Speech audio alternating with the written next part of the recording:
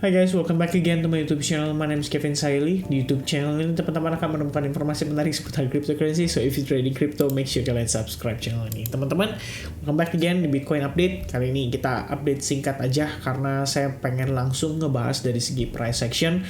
Hari ini menurut saya cukup menarik dari market crypto sendiri ya. Nggak cuma market crypto, tapi sebetulnya kalau kita melihat dari market yang lain seperti Nasdaq, Dow Jones, dan S&P 500 ya. Di sini S&P ini Dow Jones ya. Termasuk salah satu yang cukup penting itu adalah Nasdaq. Nasdaq hari ini itu gainnya lumayan signifikan, dia naik sekitar 2,7% dan posisi candle saat ini hijau pekat ya. Tapi kondisi di Bitcoin not so good karena basically yang kita lihat saat ini adalah dia kembali terreject ya pada kisaran area exponential moving average 55 dan kita punya PR untuk nge-reclaim area Fibo 38,2% yaitu di $23.200.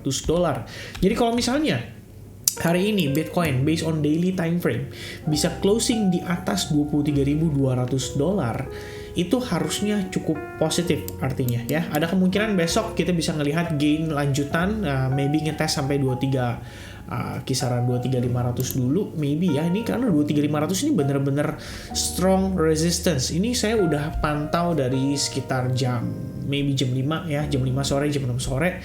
Saya lihat di situ ketahan. Berkali-kali kita mencoba untuk membreak level tersebut dan finally pada saat saya putuskan untuk update ini yang kita lihat bukanlah breakout melainkan malah rejection ya. Kita bisa lihat dari time frame 1 jamnya kelihatan cukup clear bahwa there's so many tail candle yang terbentuk di time frame 1 jam ya. Nggak cuma 1 jam tapi di 4 jam juga harusnya kelihatan tail candle pada 2 candle 4 jam terakhir dan ya kita saat ini ngelihat ada rejection gitu.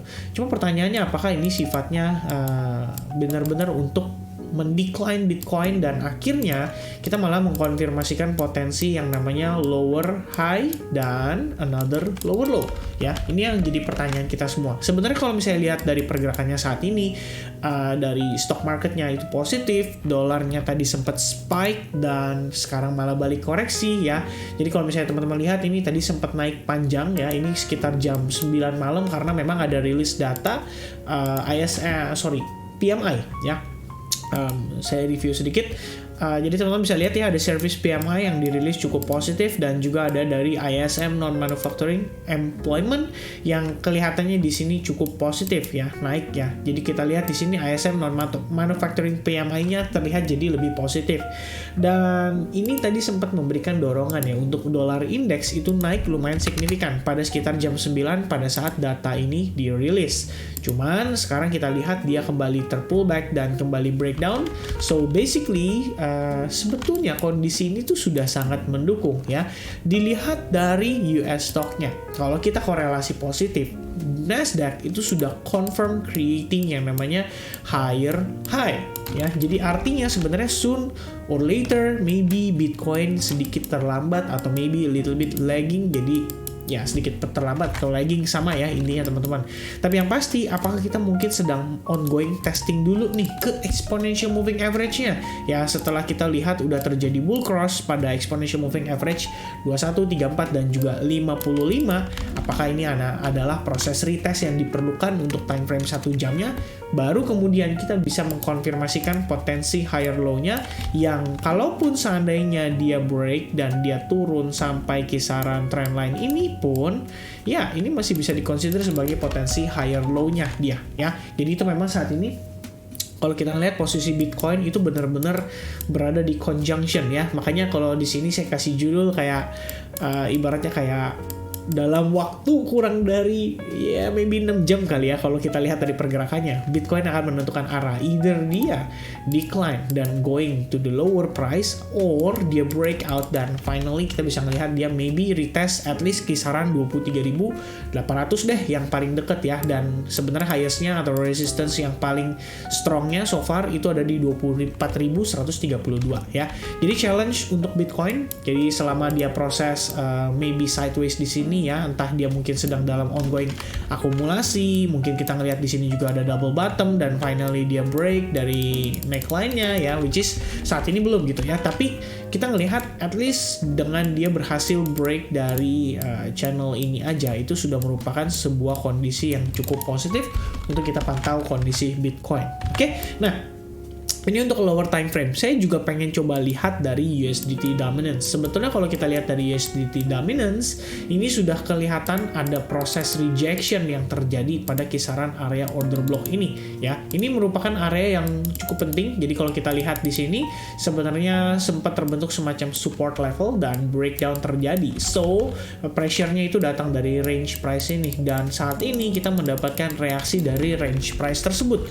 So, kalau misalnya lihat dari posisi saat ini, seandainya benar ya, USDT dominance harusnya berpotensi untuk kembali melanjutkan penurunannya, karena rejection-nya itu nggak cuma terjadi pada range price yang terakhir kita mention, tapi juga pada exponential moving average, yang manakala ini posisinya inverse ya, atau terbalik dengan posisi daripada Bitcoin. Jadi tadi kita lihat Bitcoin-nya lagi testing EMA21 untuk time frame 1 jam, kalau USDT dominance itu dia lagi ngetes exponential moving average pada time frame 4 jamnya. Jadi kalau misalnya rejection kembali terjadi, well, seandainya USDT dominance turun nih sampai sekitar 6% aja, ini berarti good indication for Bitcoin, karena Bitcoin artinya naik kemungkinan sampai kisaran 24.190-an ya.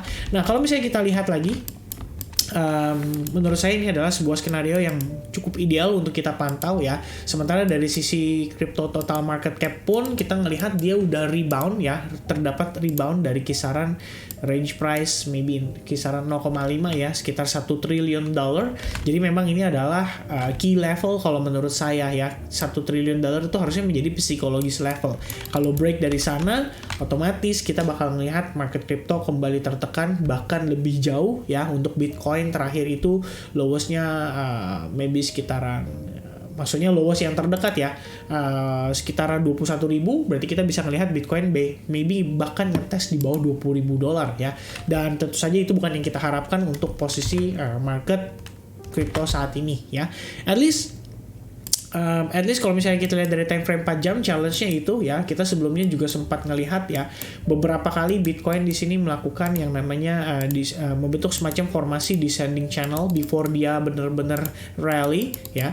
Jadi di sini pun sama situasinya, dia creating semacam descending channel ya before dia akhirnya rally. Jadi pertanyaannya adalah apakah ini benar-benar descending channel yang sudah sukses di break dan sekarang kita lagi ngetes exponential moving average untuk dia kembali rally ya. Paling tidak seperti yang tadi saya sampaikan, kalau misalnya memang kita break, paling tidak level $24.200 bakal berpotensi untuk di retest oleh si Bitcoin.